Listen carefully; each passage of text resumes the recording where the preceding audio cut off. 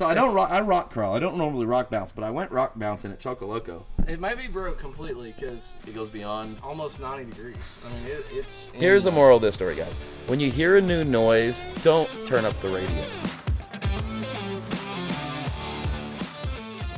What's up, Lite Nation? So, another trail, another problem. Seems to be happening a lot, but we're pushing it. It is still a fresh build, and we're working things out. But we are here in Chattanooga at Tom's 4x4 Superstore. Rock solid off-road fabrication. We're on our way up to Windrock to do some wheeling, but that clunking I heard, it was just getting too loud. We heard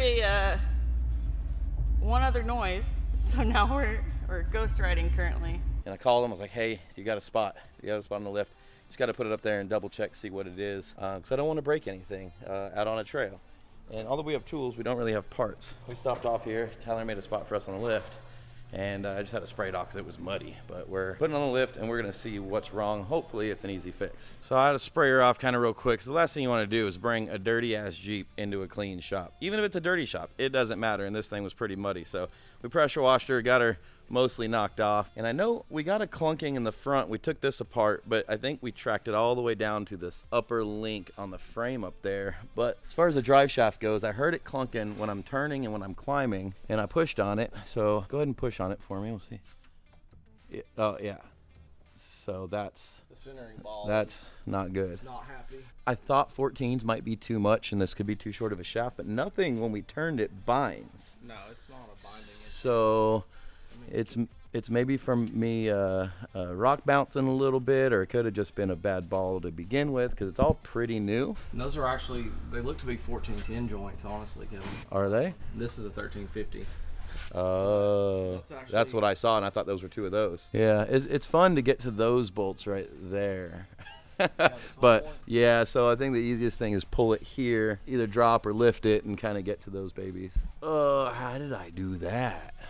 Now the other clunk I think is coming from this joint here, and even though that's a little bit, the further out it gets, the more dramatic it is. And since it's only a 3-link, you know, there's a lot of pressure on this upper link, and there's a lot of power and a lot of weight, and I'm doing a lot of dumb stuff in this thing. So it's not very much movement, and I don't know if we can get, I don't know if I'm gonna mess with that, because that's captured. That's not gonna go anywhere. That'll just kind of clunk along. This is a big deal, but we might mess with that after we get the drive shaft out and see what's going on, because I didn't find anything in the hub. So luckily they have a shop here locally that I think, you know, generally these shops are pretty busy. I think he's going to call in a favor and see if we can't run it down there and have them get it done by the end of the day. Throwing it in and taking it out shouldn't be too big of a deal, but that center ball, nothing we can do. We got joints for it, but if it's not the joints, and I don't know quite I've never had that go bad in a double cardan before, so either I'm putting a lot of pressure on this thing, or it was just maybe something from the beginning.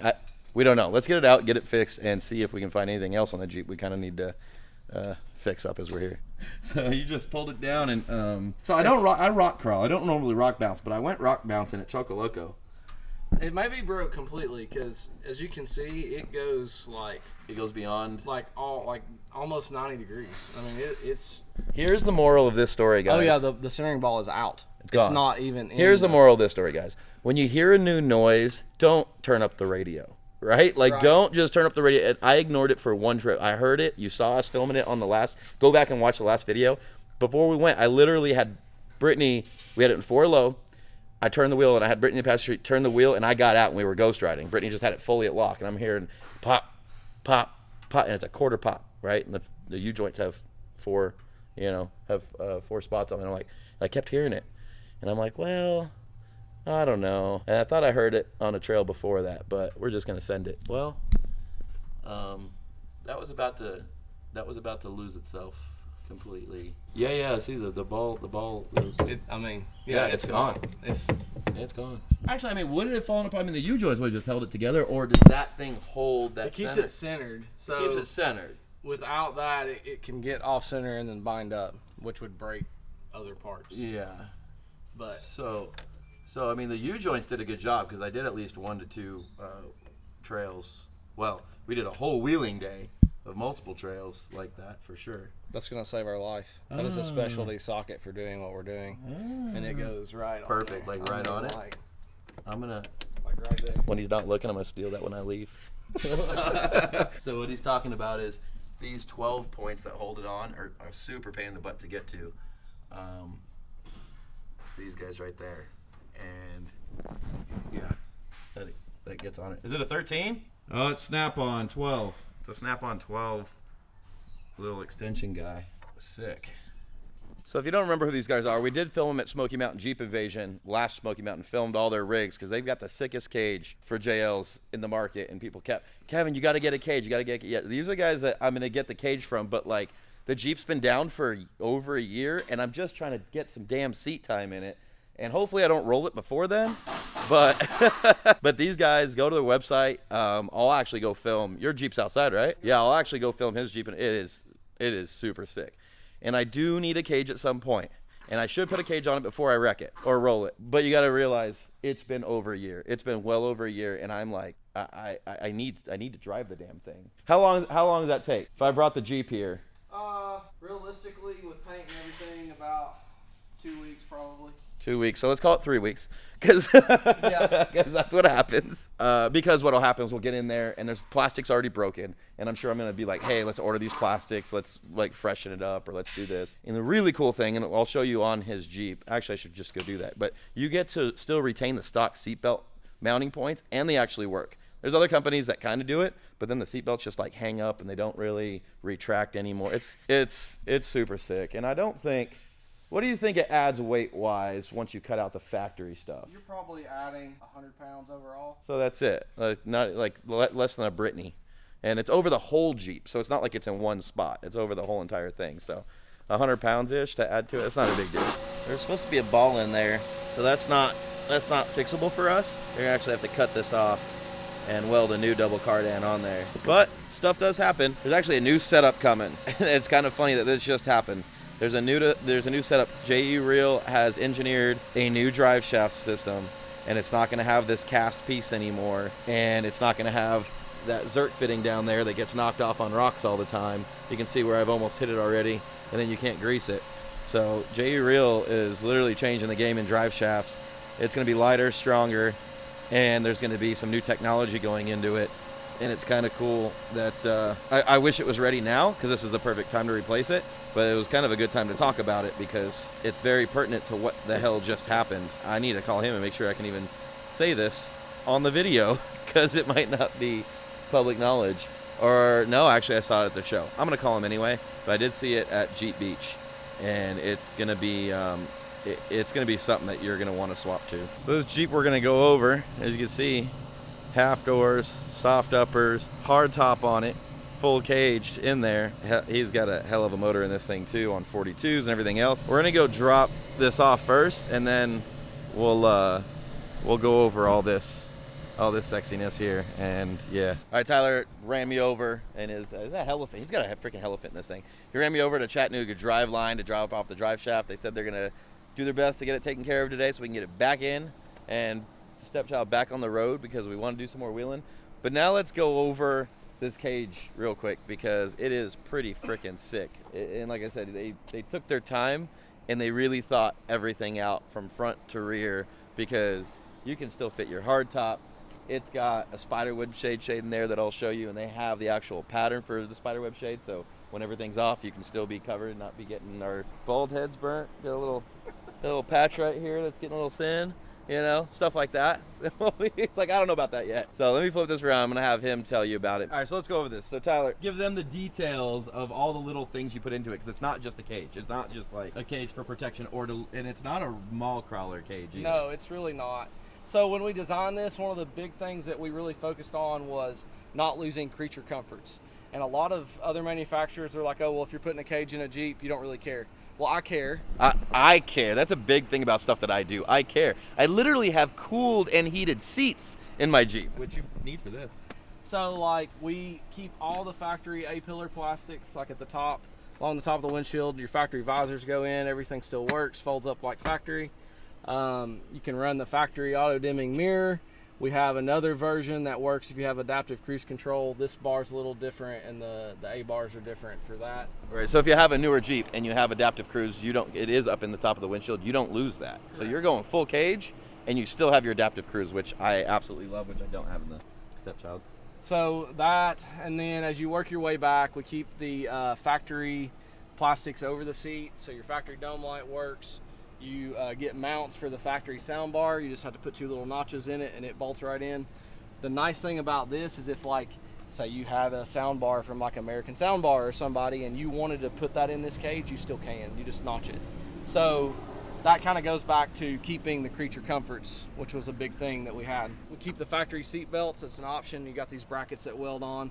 Puts the seat belt in the OEM location. You kind of see it better over here. Yeah, and one of the things here is the first thing I said was like, does the back seat still fold down so you can have?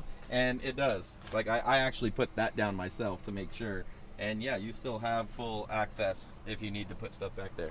Yep, and so the factory, like even all the factory lower plastics go back in, so you can trim, like put a hole in those, they go back in there. Yeah, so you still have all your floor plastics, all your B-pillar plastics, and it's right there. And the same thing in the back rear quarter panel plastics, I guess, Yeah. go in.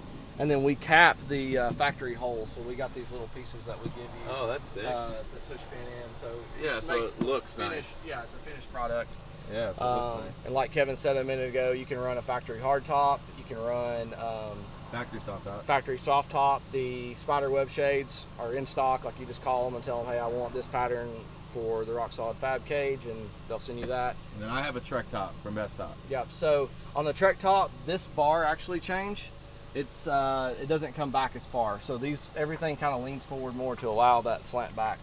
Right. But this is just our normal design. Right. So if you don't have a Trek top, but you think you might want to go to it, you want to do that ahead of time. Correct. Or if you do have one, you can just order it with that already. So we've tried to cover pretty much all the bases and make sure that it's as user-friendly as possible. We've got like a 50-something page color instruction manual, so if you wanted to buy one and put it in yourself, you can. Okay, so it's not, you don't just have to do it here. No, it can be done really anywhere, honestly. Yeah. So there's been a bunch of other shops put them in, and they've not really had any problems.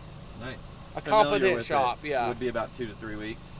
Yeah, I would think so. We typically charge 100 hours of labor to do one from front to back, and that includes trimming the plastics and putting everything back together. B-pillar chops, we have kits for those. Oh yeah, let's go over that real quick. So as you see, these are OEM doors, OEM half doors.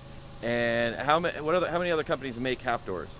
So you've got, like, of course, Jeep, Motobilt, Genrite, JCR, and then you've got a slew of tubular half doors. Right, and none of them are the same. Exactly. So we have basically 2 kits. We have a kit that is slant, like cut at an angle, like this. So this matches up with the OEM doors and the Motobilt doors. And then we have another one that's just straight, and it works with like the Genrite doors and the JCR doors and. Right, so you want to order that too. So this whole B-pillar comes out and is gone, so when you're running fully naked, it's just a completely clean look, which looks awesome. And then when you have your doors on, it goes back and finishes it off. We've got these little plates that block off the factory grab handles for the rear, which is kind of nice. Gives it a finished look. See, just even little things like that, just so you don't have just Cut stuff. plastic. Yeah, just cut plastic sitting there. So that, and then JLs have a hardtop drain. So there's actually a tube that runs down through here and drains out the bottom of the floor. Okay. So our kit, when you do the factory half doors, it has a male and a female fitting. When you take this off, it like slides down in, and the tubes still work. Oh, so the drains even like Nice. all that functions like normal. It's pretty cool. Yeah, no. Everything works. I I mean, we planned to just let me get some wheeling time and not roll it first. I would assume it's probably harder to do if you've already rolled it. The factory cage is smushed. Not impossible, No. just more work. I'd rather have a cage before I smush it, but I need to drive the Jeep. I keep breaking it. yeah. I literally just put a new pump in it down in Florida because the pump was going bad, and I got to the point where I was like, I can't turn anymore. And then this was the first trail we did, and I'm like, oh my God, it's so nice to turn, but there's a popping noise. Yeah. Yeah. Well, we're gonna get that handled. Yeah, so we're getting it knocked out. That'll be good. Sick. Let's go eat some lunch. Let's do it. So that was some good heckin' service. That's already turned around and done. That's super freaking awesome. So good news, they were actually able to just repair the center of it, and so I still have everything's still the same, even the double cardan, the center joint here, and my U joints and everything. So they were able to just put a new like ball and socket in the center of that. That's pretty heavy for how small that thing is. Holy cow. That is a lot turning under there. I think I've hit it a couple times, so it took some weight, but I never really drive very fast in 4i. So, but I was saying how we're gonna be switching pretty soon to the new, cool, badass stuff coming out of J Reel. But obviously that's not here now, and this is for what? What did it take them? 2 hours? Like it was, that was freaking nothing. We'll slap that baby in and get her back on the road. So we did tighten that joint up there. It was pretty loose, so we pulled it down, tightened that up, and yeah, I don't know, somehow these bolts were loose. Look, I mean, it's welded on, but still, like, yeah, you don't want loose bolts anywhere, no matter what. And then it's time to go wheeling again.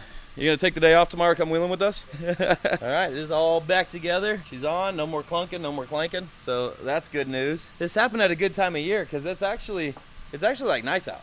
Yeah, like, not hot, it's about 75. I don't know how you guys do this in the middle of summer. It's gotta be 100% humidity and like just, I mean, I'm kind of drenched, not that crazy, but it's like 70 out. Like, it's like nice out. It's back in the summertime. Yeah. And you can't really use a swamp cooler because it's too humid, right? Yeah, they don't work well here. And then like fans, if you're welding, can't use fans. So you guys just have to tough it out, really. So.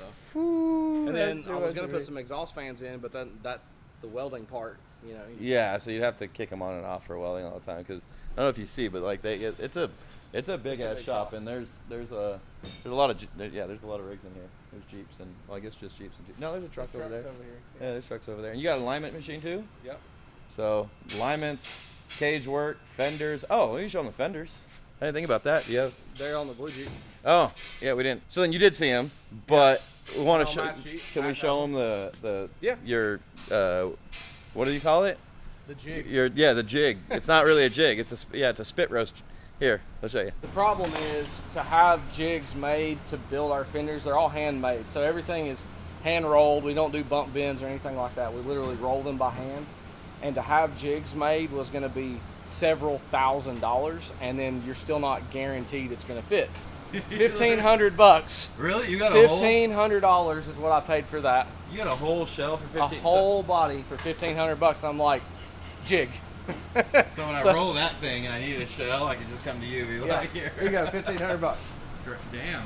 What was the deal with it? It caught on fire. Oh, okay. And then Scott Bloom gave us a fender because this fender was all melted. He has some of our fenders. Caught fire. And so yeah, there's a place. You think it was from somebody's modification that they didn't do, or you think it was? I don't know. It had a bunch of like cheesy Amazon stuff on it, so it could have had rock lights or something that caught on fire. But they told me at the salvage place that it was manual and the transmission caught on fire. But because the JLs have that problem. The clutch has the overheating problem. But that's not what happened because this Jeep was automatic. So they didn't really know. But it doesn't matter. For what I'm doing, I don't care. It's got some smoke damage, but it's got real smoke damage. Because you're welding, you're putting it together and you're welding on here. Yeah. Yeah. So here's this is all how it starts, and then they're hand making it piece by piece, so when you get it. You know it fits because it's 100% assembled on a body. Right. So it can't pull, it can't move, it can't twist. Like it's. Well, that's pretty cool. And you have the room for it, luckily. Yeah. And so when we don't, like, we'll build 10 sets at a time, and then we're done. This goes back outside on a pallet and just sits outside. Oh, cool. And then when we sell out, we bring it back in, make 10 more sets, and. Nice. So. He's coming wheeling with us tomorrow. He said he's closing up shop. Yeah. He's like, no, he's not. We just don't know Windrock, and we're gonna go and just drive trails, I guess. I don't know.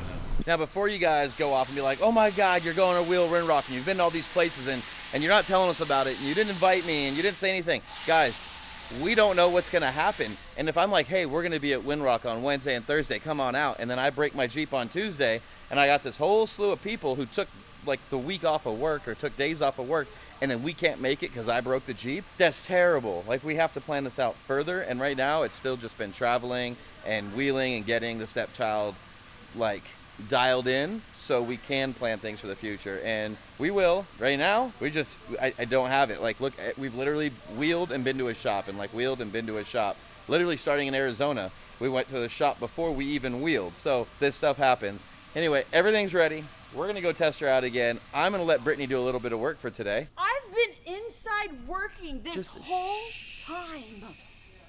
You guys are watching our videos right now because of the work I've spent the last hours doing. Just do your job. Guys, as always, thank you so much for watching. Please don't forget to like, subscribe, and share. Remember, you can find all of your Lite Brite Nation merch and decals at litebritstudios.com.